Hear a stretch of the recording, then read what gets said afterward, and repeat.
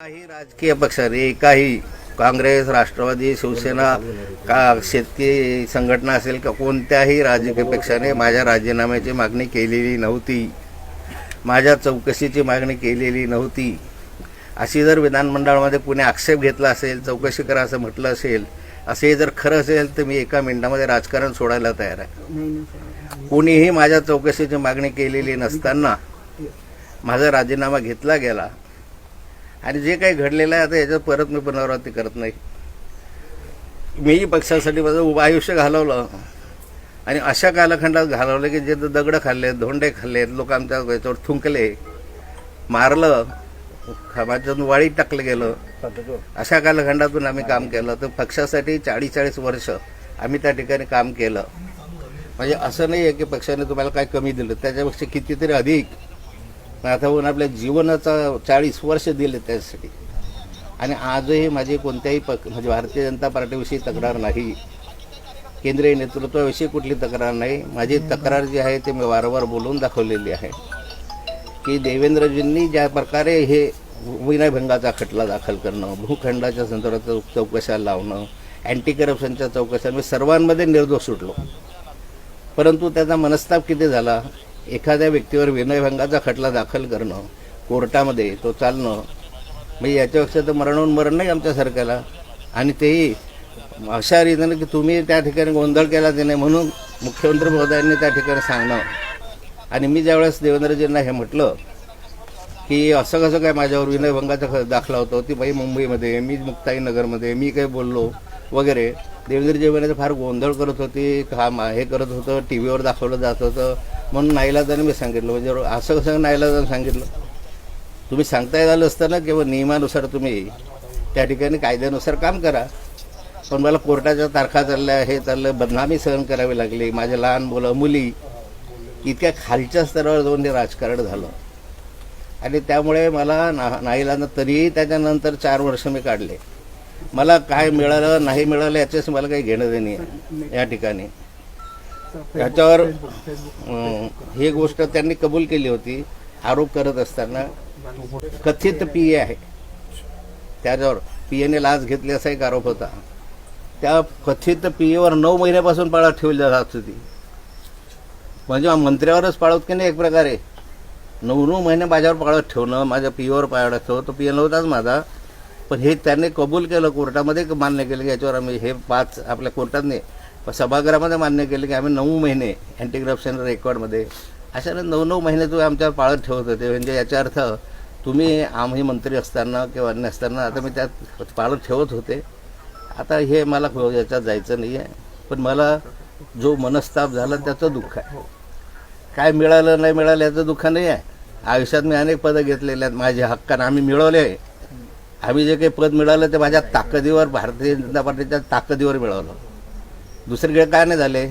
आणि माझे तुम्ही जर इतकं पारदर्शी कारभार पाहतात तर तुमच्याकडे भारतीय जनता पार्टीमध्ये किती लोक आहेत की ज्यांच्यावर आरोप नाही बोले याच्यामधून येऊन पडलेले आहेत. मोठे मोठे आक्षेप असलेले नेते आज तुमच्याकडे 60-70% तर तसे नेते तुमच्याकडे आहे. पण या ठिकाणी म्हणून मला हा निर्णय घ्यावा लागला. माझी कुणाविषयी तक्रार नाही आहे, मला कुणाविषयी म्हणणं नाही. मी माझा निर्णय सहजस्फूर्तीने घेतलेला आहे. मी ताकद जी आहे ती जनतेची ताकद माझ्या पाठीशी आहे. आणि मोठ्या प्रमाणात महाराष्ट्रातील जनतेनं मला प्रतिसाद दिलेला आहे, आजही देत आहे. आजही अभिनंदन मला करताय या ठिकाणी जेव्हापासून चाललेलं आहे. त्यामुळे ज्या पक्षात आहे त्या पक्षामध्ये मी कधीही राष्ट्रवादीवर बघावं की यापूर्वी एखादा प्रसंग काढावा की राष्ट्रवादीनं माझ्या राजीनाम्याची मागणी केली होती का काँग्रेसने केली होती का शिवसेनेनं केली होती. एक वेळसुद्धा एक प्रसंग असं की आज याच्यावर केली होती. आणि आज आमचे दानवेजी म्हणतात की ज्यांच्यावर टीका टिप्पणी केली ते आज हे करता आहे वगैरे वगैरे. पण ठीक आहे, जे असेल नसेल, मी भारतीय जनता पार्टीला सोडचिठ्ठी दिलेली आहे. आणि या ठिकाणी 23 तारखेला मी NCPमध्ये प्रवेश करणार आहे. 4 दशकांचा तुमचा राजकीय प्रवास, 4 दशकांचा तुमचा राजकीय प्रवास आज तुमच्या डोळ्यामध्ये अश्रू दाटून आलेत. आणि या ठिकाणी तुम्ही म्हणताय की प्रदेश कार्यकारिणीवर नाराजी तुमची जी आहे ती कायम आहे, केंद्रीय पातळीवर नाही. प्रदेश कार्य समितीवर नाराजी असं नाही म्हटलं मी फक्त माननीय देवेंद्रजीवर नाराज आहे. एक प्रकारे विनयभंगाचा खटला दाखल करणं आणि तो बोगस बनावट खटला दाखल करणं यापेक्षा माणसाच्या जीवनामध्ये वाईट काय असतं. इज्जत घेण्यासारखा प्रकार आहे ना. आणि त्याच्यासाठी मुख्यमंत्र्यांनी फोन करणं हे तर त्याच्यापेक्षा जास्त वाईट आहे ना. त्यांनी नाही म्हणावं की मी असा फोन केला नाही, कारण मी देवेंद्रजीकडे स्वतः गेलो होतो. स्वतः घेऊन त्यांना म्हटलं की असं कसं काय माझ्यावर खटला दाखल करता, हा खोटा चुकीचा तुम्हाला माहिती आहे. ते म्हणे होती फार गोंधळ करत होती. मग म्हटलं गोंधळ करत होते, पोलीस स्टेशनला झोपली काय, रात्र हे केलं काय, त्यांचं 353 काय नाही दाखल करत म्हटलं. त्यांचे त्या दमानिया मॅडमवर 353 दाखल केला नाही, परंतु माझ्यावर 509 दाखल केला. आणि जीवनामध्ये समजा ठीक आहे भ्रष्टाचाराचे आरोप असतील, अन्य असतील, जे असतील त्याच्या, परंतु सर्वात दुःख देणारी गोष्ट आहे की विनयभंगाचा खटला दाखल केला. मी परवा दिवशी 4 दिवस म्हणजे मागच्या 8-10 दिवसापर्यंत त्यातून निघालो बाहेर. पण निघालो नसतं तर 3 वर्ष जेलमध्ये गेलो असतो. त्याच्यापेक्षा आयुष्यभराची बदनामी घेऊन गेलो असतो ना. म्हणजे ह्या गोष्टी मला न आवडणाऱ्या होत्या. मला पद मिळालं नाही मिळाल्याचं दुःखाने मला कुठे आजपर्यंत इतके पदं मिळालेले आहेत. आणि ते माझ्या ताकदीनं मी मेहनत केली, रात्रीचा दिवस केला, कष्ट घेतले आणि म्हणून आम्ही पद स्वतः मिळवलं, आमच्या ताकदीने मिळवलं, यांच्या उपकाराने नाही मिळवलं. जे आत्ता तुम्ही मंत्रिमंडळामध्ये घेतले होते, जे तुम्ही आता पदावर तुमचे माणसं, यांचं काय योगदान आहे भारतीय जनता पार्टीमध्ये? मी यांनाच विचारणार आहे की जे काही तुम्ही आत्ता आणले होते, मागे मंत्री केले अनेकांना, मागे आता तुम्ही अनेकांना आता पदं दिले आहेत, ह्यांचं भारतीय जनता पार्टीमध्ये काय योगदान आहे? आत्ता घेतलं पार्टीमध्ये कोणाला मंत्री केलं, आत्ता घेतलं पार्टीमध्ये कोणाला विरोधी पक्ष नाही, तर आत्ता घेतलं पार्टीमध्ये त्यांना त्या ठिकाणी केलं, हे दिलं. आम्ही तर 40 वर्ष घातले, त्या पदासाठी लाचार नव्हतो आम्ही. परंतु दुःख या गोष्टीचं आहे की भ्रष्टाचाराच्या आयुष्य घातलं 40 वर्षात. मी महाराष्ट्राच्या विधानसभेत सांगायचो एक आरोप सांगा मला. मी जोपर्यंत देवेंद्रजी मुख्यमंत्री झाले आणि आरोप केला त्यापर्यंत माझ्या जीवनामध्ये कुणी कुठल्याही माणसाने एक आरोप केला पाहिजे केलेला असेल तर सांगा मला. एकही आरोप नाही, कुठलंही घेणं नाही. माणसाचं जीवन उद्ध्वस्त करण्याचं काम ह्यांनी केलं आणि त्यामुळे नाईलाजानं मला भारतीय जनता पार्टीचा त्याग करावा लागतो आहे. भाऊ, सगळ्यात महत्त्वाचं म्हणजे की तुम्ही फक्त देवेंद्र फडणवीस नाराज आहात, पक्षावर वरिष्ठावर नाराज नाही, प्रदेशवर नाराज नाही, फक्त एका व्यक्तीमुळे आपण पक्ष सोडताय. यस, बिलकुल. आतापर्यंत जे काही प्रकरणं घडलेत ह्याचे आता आज वेळ कमी आहे. नाही तर प्रत्येक प्रकरण जे गैरव्यवहाराचे आरोप केले त्यांना कोर्टामध्ये जायचं, कोर्टामधून म्हणे की याच्यावर लावायचं. वकील मला सांगतात, मला आता पोलीस अधिकारी सांगतात की कशा रीतीने तुमच्यासमोर काय बोलायचं, मागून कसे फोन यायचे, हे मला वकिलांनी सांगितलं या ठिकाणी. असं हे करायला नको होतं ना. खरंच साथ द्यायची होती तर खरी साथ दिली असती. कशासाठी असे केले? किती मोठा मानसिक त्रास झाला. कुणी काही म्हणो, पण मला मेंटली तर 4 वर्ष मी त्या मानसिक तणावाखाली जगलो की नाही जगलो. भाऊ, तुम्हाला कुठेतरी भावनिक साथ देऊन पक्ष थांबवण्यासाठी कुठेतरी हे होत होतं का भाऊ, पक्षाकडनं, भाजपकडनं भावनिक साथ घालून कुठेतरी एवढ्या दिवसामध्ये नाराजी? मला चंद्रकांत दादा पाटलांशिवाय कुणाचाही फोन आलेला नाही. चंद्रकांत दादांचा मला फोन आला होता. फक्त त्या पक्षाचं असं काम आहे, तुम्ही केलेलं आहे. आणि नेहमी तसे आमच्या पक्षामध्ये एक सवय आहे, नाथा भाऊ तुम्ही ज्येष्ठ नेते आहात, ज्येष्ठ म्हणता हे सगळं आतापर्यंतचं इथपर्यंत आणून सोडलेलं आहे. या वर्षीची दिवाळी तुमची राष्ट्रवादी महाविकास आघाडीसोबत साजरी होणार आहे का? अरे परवा मी राष्ट्रवादीत जाणार आहे महाविकास. भाऊ, आज आपण सकाळी एक ट्विट केलं होतं नरेंद्र मोदी यांच्या संदर्भात, जे जयंत पाटील यांनी ट्विट केलं होतं त्याला रिट्विट केलं होतं, काय सांगणार त्याबद्दल? नाही, ते चुकून कोणी म्हणजे पासवर्ड माझा 2-3 आहे, त्या एकानं तो पासवर्ड दिला आणि चुकून त्याने ते रिट्वीट केलं. मी ते लगेच डिलीट करून टाकलेलं आहे. भाऊ, या संदर्भात नितीन गडकरी यांचं आपलं बोलणं झालं का? नितीन गडकरी खास ज्येष्ठ नेते आहेत, आपलं खूप चांगलं जमतं. गडकरी साहेबांशी आपल्या या संदर्भात काही बोलणं झालं का? तुम्ही त्यांच्याशी निर्णय घेतल्यानंतर तुम्ही निर्णय घेतला असेल? मी महाराष्ट्राच्या विधानसभेमध्ये जर माझे भाषणं तुम्ही ऐकले असतील, अगदी शेवटच्या दिवसचं जरी भाषण ऐकलं असेल, यूट्यूबवर माझी सर्व भाषणं उपलब्ध आहेत. त्यामध्ये भाषणांमध्ये 2-3 वेळा मी सांगितलं आहे की तुम्ही मला पक्षाबाहेर ढकलता आहे. माझी इच्छा नाही आहे, परंतु तुम्ही पक्षाबाहेर ढकलता आहे. नेहमी काही ना काही माझ्या मागे शुक्लकाष्ट लावून अशा रीतीने करता आहे. बाकी माझी सहनशक्ती संपली होय. इतक्या दिवसात वारंवार काही ना काही आरोप करत, किती तारखांवर हजर आलो, किती अँटी करप्शन झालं, किती कार्यालयांमध्ये सकाळपासून रात्रीपर्यंत बायकोबरांसहित बसत राहिलो. टिंगलचा विषय झाला होता एक. आमचा काय दोष आहे? मी नेहमी सांगितलं की आजही या क्षणापर्यंत सांगतो आहे की माझा काय गुन्हा आहे पार्टीनं सांगावं. मी विधानसभेमध्ये हेच बोललो की माझा काय गुन्हा आहे ते सांगा. तुम्ही मला पुराव्यानिश्चित सांगा की हा तुमचा गुन्हा. माझा गुन्हा एवढाच आहे की मी स्पष्ट वक्ता आहे मी कुणाचे भाडबीड ठेवणारा नाही, मी लाचार नाही, कुणाचे पाय चाटत बसणारातलं तर अजिबात नाही. खूप शरद पवारांनी एकेकाळी आपल्यावरती टीका केलेली होती की तोडीबाज नेता म्हणून त्यांनी आपल्याला असं म्हटलेलं होतं. त्यांनी लगेच दुसऱ्या दिवशी डिनाय केलं होतं. मी आवाहन केलं होतं, तुम्ही जर मी आवाहन केलं होतं की एक उदाहरण द्या, आणि त्यांनी मान्य केलं होतं तसं. भाऊ, आपण राष्ट्रवादीमध्ये प्रवेश केलेला आहे, आपल्यासोबत किती आमदार खासदार असतील? एकही आमदार एकही खासदार माझ्याबरोबर नाही. भाऊ, रक्षाताई रोहिणीताई आणि सुद्धा- रोहिणीताईंबद्दल काय सांगा? काय सांगा? नाही, रोहिणीताई जिल्हा बँकेच्या चेअरमन, रक्षाताई तर रक्षाताईचा निर्णय, त्यांनी काय निर्णय घ्यावा हा त्यांचा प्रश्न आहे या ठिकाणी. पण रक्षाताईने मला सांगितलं मी भाजप सोडणार नाही आहे. अशा रीतीनं असे अनेक प्रसंग आपल्याकडे आहे. ज्योतिरादित्य सिंधिया, माधवराज सिंधिया वगैरे उदाहरण आहे. आता विखे पाटलांचं उदाहरण आहे, त्यांची बायको जिल्हा परिषदचे अध्यक्ष काँग्रेसची, अशी शेकडो उदाहरणं आपल्याकडे आहे. त्यामुळे त्यांची इच्छा होईल तेव्हा पण मी माझा निर्णय स्वतः घेतलेला आहे. त्या ठिकाणी मी कोणत्या पक्षावर कोणत्या चिन्हावर निवडून आलेलो नाही आहे माझा. भाऊ, तुम्ही समाधानी आहात का? आता हे एकंदरीत 40 वर्षापर्यंत तुम्ही भाजपशी एकनिष्ठ झालेले आहेत, आता तुम्ही राष्ट्रवादीत जात आहे, कुठेतरी मनात बोचतंय? निश्चित खंत आहे. भारतीय जनता पार्टी सोडण्याच्या वेदना आहे, परंतु आज अशी स्थिती आणली की इतक्या खालच्या स्तरावर जर राजकारण त्यांनी गेलं असेल की एखाद्या महिलेला पकडायचं आणि माझ्यावर विनयभंगाचे खोटे दाखले करायचे, तर अशा लोकांबरोबर कठीणच आहे ना अशा व्यक्तीबरोबर काम करणं. आज विनयभंगाचा दाखला केलेला, उद्या बलात्काराचा होईल आरोप. भाऊ, काही राष्ट्रवादीने काही दिवसामध्ये आश्वासन दिलं का? आपलं या भाजपाचे जे महाजन आहे यांच्याशी काही बोलणं वगैरे झालंय का, गिरीश महाजन या संदर्भात विषय? माझी कुणाशी चर्चा झालेली नाही. चंद्रकांत दादा पाटलांचाच फोन होता. खूप राष्ट्रवादीने काही आश्वासन दिलं आपल्याला पक्ष देण्याच्या संदर्भात? आश्वासन कुठलंही मला दिलेलं नाही आणि मला जे आवश्यकताही वाटत नाही. आमची ताकद आहे आज. नाही, भाऊ, अशी चर्चा येते की राष्ट्रवादीच्या कोट्यातलं काही मंत्रीपद आपल्याला कृषी देण्यात येणार आहे. मंत्रीपद आपल्याला मिळणार आहे. अशी काही कोट्यातलं इथं तेच सांगू शकतील, मी कसं सांगणार.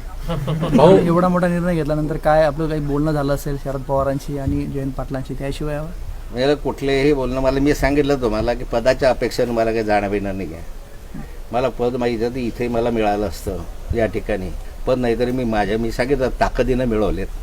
आजपर्यंत आमच्या जिल्हा बँका असतील, दूध फेडरेशन असतील, हे आमच्या ताकदीने मिळवले नाही. त्या सहकार्यातल्या संस्था आहे, काही घराणेशाही नाही त्याच्यामध्ये.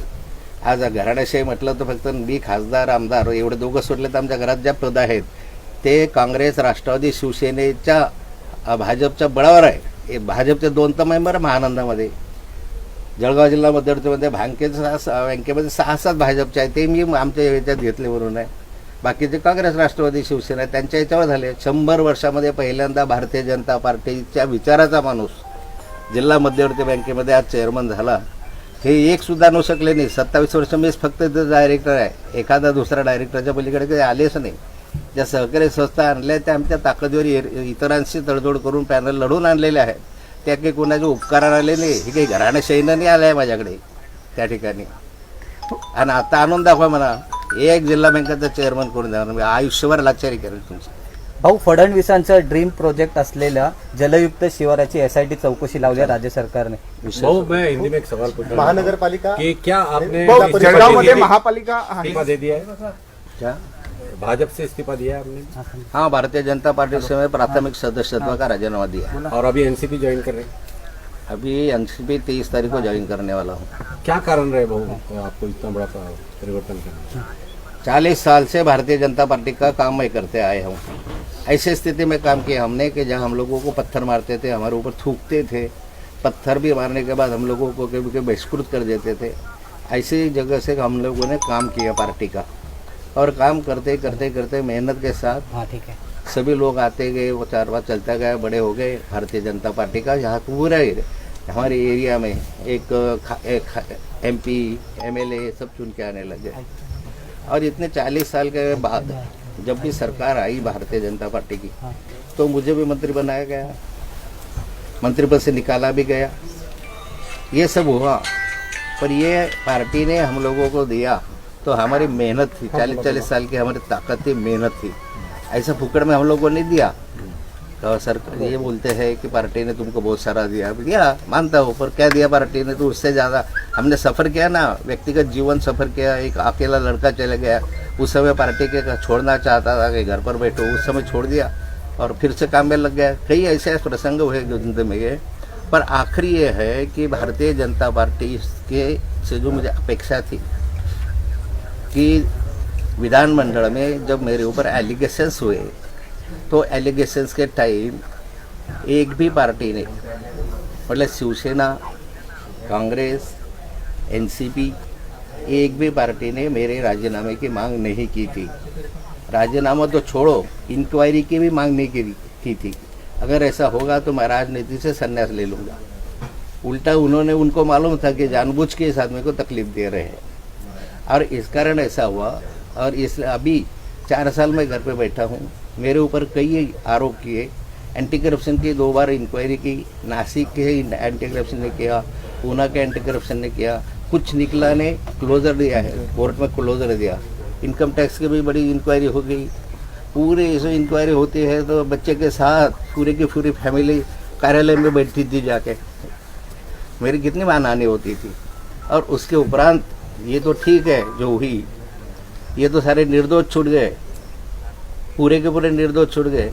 और उसके बाद में एक महिला का झूठा विनय भंग का खटला, मतलब महिलाओं को छेड़खानी का मुझे ऊपर आरोप लगाया। उस दिन जिस दिन ये आरोप मुझ पर लगाया और जिस दिन पुलिस स्टेशन में केस नेंद हुई, उस दिन दमानिया करके एक लेडी है, उन्होंने मेरे ऊपर ये आरोप लगाया। आरोप लगाने के बाद सांताक्रूज पुलिस स्टेशन में जाके उसने दंगा किया, रात भर दंगा किया। आखिर उस समय उसने सीएम से भी बात किया और सीएम ने पीआई को बताया कि भाई इसका नोन करो, एफआईआर कर दो। उसके बाद जब मुझे पता चला, वहाँ के पीआई ने मुझे बताया, डीसीपी ने, कि सीएम साहब का फ़ोन था, हम क्या करें। तो मैं सीएम साहब के पास गया और उनसे मैंने पूछा कि ये तो बहुत गलत, झूठा तुम मुकदमा दखल करते मेरे ऊपर, वो भी विनय भंग का, छेड़खानी का। तो बोले क्या करे, वो रात भर दंगा करती थी। मैं बोला निकाल लेंगे, बाद में पीछे ले लेंगे। ऐसा बोले बदनामी इतनी हुई। और उसके बाद में चलो कोर्ट में खटला चला, अभी 8-15 दिन पहले वो मैं भी उसके बाहर निकल गया उसके कारण। पर इतनी निचले स्तर पर राजनीति, इतनी निचले स्तर पर, और ये राजनीति एक आदमी करता था। और इसके कारण मैं तो बहुत दिनों से नाराज़ था। मैंने महाराष्ट्र के असेंबली में जब भी कोई भाषण आया, उस समय बार बार सरकार से ये पूछा कि आखिर मेरी गलती क्या है, बताओ। मैंने बाहर भी बताया, कई बार मैंने बाहर भी ये बताया, प्रेस में भी बताया, इलेक्शन में भी बताया कि मेरी गलती क्या है ये तो बताओ। मैं चोर बना, उचक्का बना, लबाड़ बना, ये किया, ऐसा क्या बनाए। पर ये आज तक हमारा ये नेता बोल नहीं सका। और ये अभी सहन के बाहर गया था, सहन शक्ति के बाहर चले गया था। इसलिए मैंने ये निर्णय लिया कि भाई चलो इस पार्टी में अगर न्याय नहीं मिलता होगा तो ये पार्टी में रहना छोड़ना, ये विचार मेरे मन में आया। मैं कभी पार्टी छोड़ने के लिए विचार कभी नहीं किया था। मेरा पार्टी पर, भारतीय जनता पार्टी पर कभी रोष भी नहीं था। भारतीय जनता पार्टी के बारे में या भारतीय जनता पार्टी के आला नेताओं के बारे में मैंने आज तक एक शब्द भी गलत नहीं निकाला। मेरी निष्ठा भारतीय जनता पार्टी पर थी। और इस खाली एक आदमी ने मुझे जो तकलीफ दी बार बार, और जब भी मैंने ऊपर इसके बारे में कंप्लेन भी की खुद जाके, तो मेरे को न्याय नहीं मिला। तो मुझे लगा कि भाई वरिष्ठ नेताओं के पास भी मुझे न्याय नहीं मिलता, नीचे तो तकलीफ ही तकलीफ है। इसलिए भारतीय जनता पार्टी के हम आज त्याग करते। भाऊ, सगळ्यात महत्त्वाचं म्हणजे भाजप वाढवण्यात तुमचे मोठा हात आहे 40 वर्षापासून। आता राष्ट्रवादी तुम्हाला वाढवायची, राष्ट्रवादीचं कसं प्लॅनिंग असेल तुमचं उत्तर महाराष्ट्र किंवा महाराष्ट्र वाढवण्यासाठी? अजून राष्ट्रवादीत गेलो नाही, केलं भाऊ, नाही. देवेंद्र फडणवीस जे आहे त्यांनी सातत्याने आपल्यावर आरोप केले, आपण मी त्यांना आता थेट बोललेलो आहोत. त्यांच्यासोबत अन्य काही नेते वाटतात का आपल्याला भारतीय जनता पार्टीचे, जे आपल्याला त्रास दिलेला? नाही, मला त्रास देण्याचा प्रश्नच नाही. ज्यावेळेस नेताच त्रास देतो आहे तर बाकीचे असतात मागे, त्याचं काय. तो सिंचन घोटाळ्याच्या संदर्भात बैलगाडीवर पुरावे असल्याचं म्हटलं होतं, त्याच्या विधान परिषदेत आपण आरोप केला होता की आपल्या कन्या रोहिणी खडसे यांना पाडण्यासाठी भाजपाचीच काही मंडळी आहेत, त्यांची आपण काही नाव सांगू शकाल आता? भारतीय जनता पार्टीच्या माध्यमातून रोहिणी खडसे यांना विधानसभेचं तिकीट देण्यात आलं आणि त्यावेळेस निवडून कशी येणार नाही अशी पण व्यवस्था करण्यात आली. ज्यांनी भारतीय जनता पार्टीच्या पदाधिकाऱ्यांनी निवडणुकीमध्ये विरोधामध्ये प्रचार केला, उघड विरोधात केला, अशांचे नावं पुराव्यानिशी, व्हिडिओ, कॅसेट, CD आणि ह्याच्या पुराव्यानिशी मी माननीय चंद्रकांतदादा पाटलांना दिले. त्यांच्याकडे मी मागणी केली होती की कमीत कमी ज्यांनी विरोधी काम केलं आहे त्यांच्यावर शिस्तभंगाची कारवाई केली पाहिजे, असं जो आटलत पार्टीतून काढून टाकलं पाहिजे. पण या क्षणापर्यंत त्यांना पार्टीतून काढून टाकलं नाही. याचा अर्थ साधा होतो की ज्यावेळेस पुराव्यासहित ज्यावेळेस मी सगळं देतोय आणि तुम्ही त्याच्यावर कारवाई करत नाही, त्याचा अर्थ तुमच्या कुणाचा तरी त्याला पाठिंबा होता. हो, एक तुम्ही मागे बोलले कोणत्याही स्थितीत रोहिणीताईंनी कधी तिकीट मागितलंच नव्हतं. ठीक. भारतीय जनता पार्टीला म्हणा का अन्याय, विधानसभेसाठी रोहिणीताईंनी तिकीट कधी मागितलं नाही, तुम्ही जबरदस्ती दिलं. जबरदस्ती देत असतानाही ते शेवटच्या दिवशी 2:45 वाजता दिलं. कुठली तयारी नाही, काही नाही. अशा ठिकाणी निव्वळ अडचणीत आणण्यासाठी तुम्ही हे सगळे उद्योग केले. ठीक आहे. शरद पवार त्याने यांच्याशी तुमच्यावरती अन्याय झाला तर तुम्ही वरिष्ठ पातळीवरती मोदींपर्यंत तुमची भूमिका कधी पोहोचवण्याचा प्रयत्न केला होता, त्यांचा कसा रिस्पॉन्स मिळाला तुम्हाला? ठीक आहे.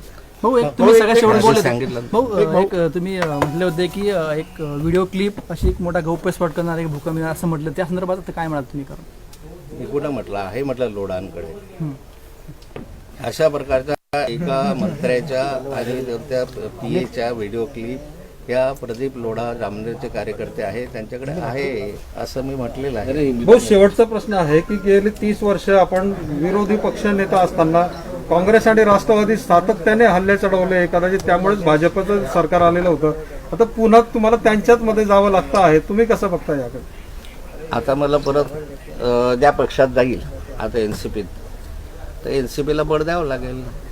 ते पण आपण या अगोदर टीकाची जोड उठवलेली होती सातत्याने, राष्ट्रवादी असू द्या, काँग्रेस असू द्या, अगदी दरोडेखोरांचं सरकार सुद्धा एकेकाळी शब्द वापरलेले होते. मी राष्ट्रवादी काँग्रेसच्या नेत्यांवर टीका नाही केली, सरकारवर टीका केलेली आहे. कोणी व्यक्तीवर मी टीका नाही केलेली. असं नाव काढा एखाद्याचं की माननीय पृथ्वीराज चव्हाण, शरद पवार साहेब असे व्यक्तिगत नव्हते हल्ले. विरोधी पक्षनेता म्हणून मी सरकारवर हल्ले केले काय. भाऊ, एक शेवटचा प्रश्न. भाजप आणि शिवसेना तोडण्यानंतर आपलं नाव येतच होतं, पण आता आपण शिवसेनेमध्ये पण असणार, म्हणजे महाविकास आघाडीमध्ये, तर याकडे कसं बघता आपण?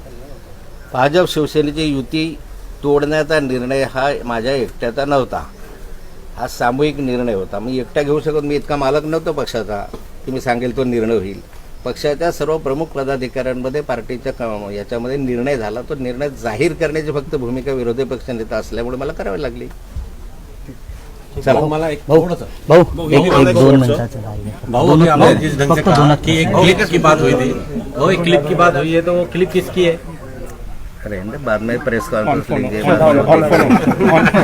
एक के समय में सब गया तो करके वो नहीं, लोढ़ा के पास क्लिप है क्या? तो उसको जाके बोलो है उसने पुलिस स्टेशन में कंप्लेन किया है ना.